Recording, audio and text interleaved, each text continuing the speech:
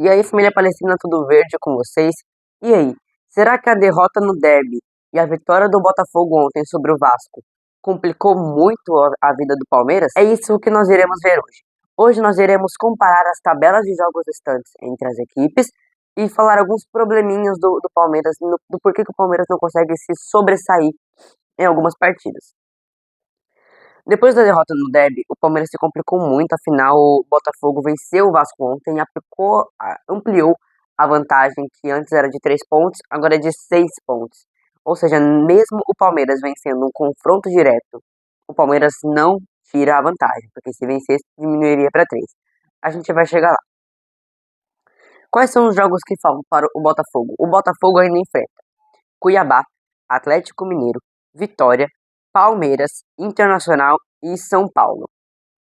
Para mim, a gente vai comparar as tabelas, mas acho que o Botafogo tem uma tabela um pouco mais acessível. Vamos ver.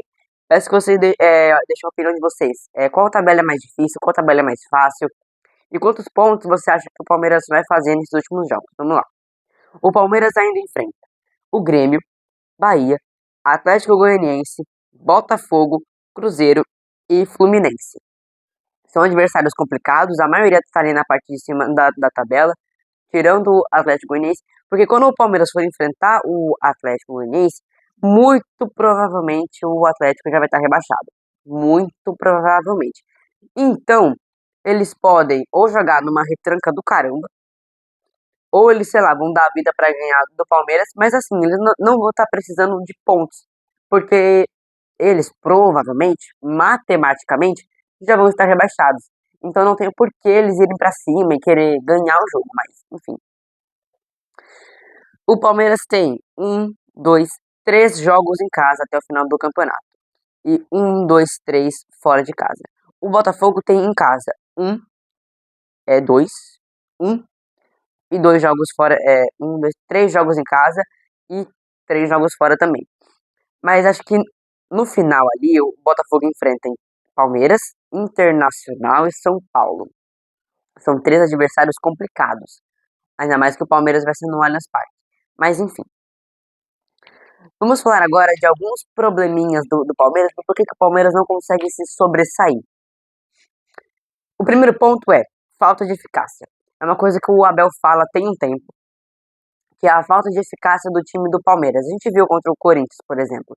No início do jogo, o Flaco perdeu um gol, o Felipe Anderson depois perdeu outro, aí o Veiga chegou, perdeu. Aí o Flaco no segundo tempo, no primeiro, não lembro, mas ele perde outro. Aí teve bola na trave, inclusive, no segundo tempo. Aí o Rony perde outro também, enfim. Acho que não tirando os méritos do goleiro do Corinthians, tá? Mas enfim, só pra vocês entenderem.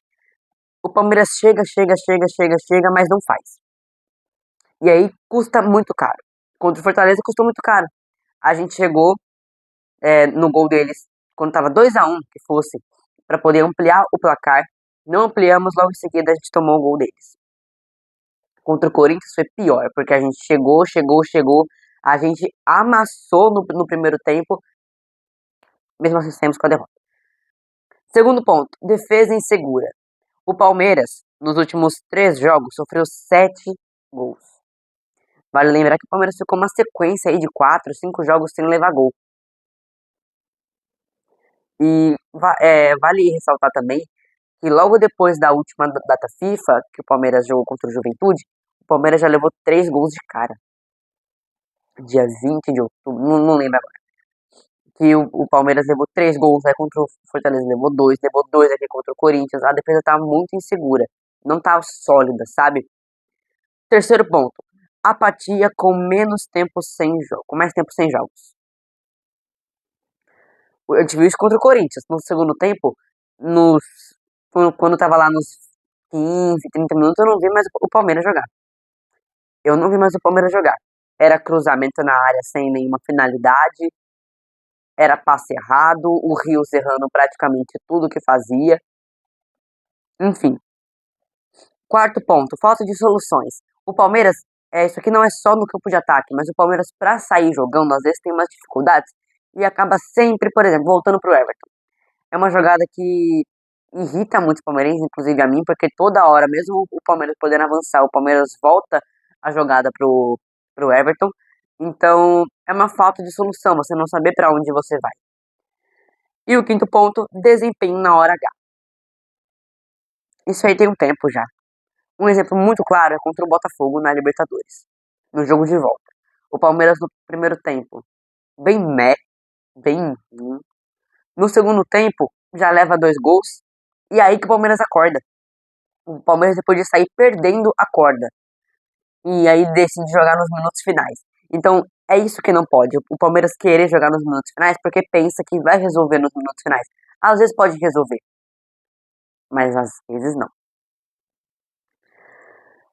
O Palmeiras sofreu 7 gols e também marcou 7 gols nos últimos 3 jogos. Então tem que ter mais ali um equilíbrio. O Palmeiras tem que marcar gols, mas tentar não sofrer tantos também. E mesmo sem muitos jogos restantes, o Palmeiras não vem jogando bem, sendo que o técnico Abel Ferreira sempre disse que precisava de mais tempo para treinar para melhorar o rendimento do time, que é o que a gente não tá vendo isso. Tem um tempo já que o Palmeiras não vem jogando bem. E o Botafogo ter ampliado a vantagem só mostra isso. O Palmeiras empata com o Bragantino fora de casa num jogo péssimo. Empata com o Fortaleza no segundo tempo horroroso. Perde pro Corinthians na Neoquímica Arena. E aí, Abel? E aí? O Palmeiras pode, caso haja um tropeço do Botafogo, assumir a liderança na 36ª rodada. Ou até antes, né? A gente tá na 32ª, o Palmeiras pode até assumir na 34ª, mas aí vai depender. O Palmeiras vai precisar vencer o Grêmio e vencer o Bahia, e o Botafogo vai precisar perder contra o Cuiabá e contra o Atlético Mineiro. Vamos esperar para ver o que vai acontecer. Justamente no confronto direto, caso tenha uma vantagem de 3 ou menos pontos do Botafogo. É aí que eu queria chegar. Caso a vantagem do Botafogo se mantenha em 6 pontos até o confronto direto, e o Palmeiras vencer o confronto direto, o Palmeiras diminui para 3 pontos. E aí vai depender do Botafogo perder algum jogo restante, seja para o Inter ou seja para o São Paulo, e o Palmeiras vencer algum dos últimos 2 adversários, seja o Cruzeiro, seja o Fluminense, enfim. Agora, caso a vantagem se mantenha de 6 pontos e o Botafogo vença o confronto direto no Allianz Parque, o Botafogo já abre 9 pontos e aí já tira as chances de título do Palmeiras. Ou então, se a vantagem for ainda maior, for de 7, for de 8 pontos, porque aí complica demais. Demais. Porque se for de 7 pontos, o Palmeiras vencer, diminui para 4. E aí o Botafogo vai precisar perder os últimos 2 jogos. Mas enfim, o Palmeiras precisa se preocupar com ele nesse momento. Precisa fazer a parte dele, vencer o Grêmio, vencer o Bahia, que é difícil.